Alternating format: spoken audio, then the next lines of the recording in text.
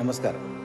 वसई विरार महानगरपालिका क्षेत्रामधील राहणाऱ्या सर्व नागरिकांसाठी अत्यंत सुखद अशी बातमी म्हणजे MMRDA तर्फे 4 रेल्वे उड्डाणपुलांना प्रशासकीय मंजुरी मिळालेली आहे.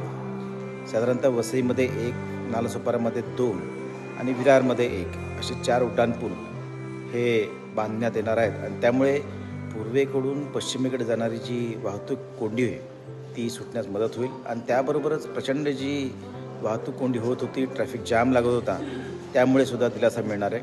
आणि त्याच्यामुळे ह्या प्रशासकीय मान्यता दिल्यामुळे मी राज्य सरकारचे विशेषतः माननीय उपमुख्यमंत्री देवेंद्रजी फडणवीस, माननीय मुख्यमंत्री एकनाथजी शिंदे आणि उपमुख्यमंत्री अजितदादा पवार यांचं विशेष आभार मानतो.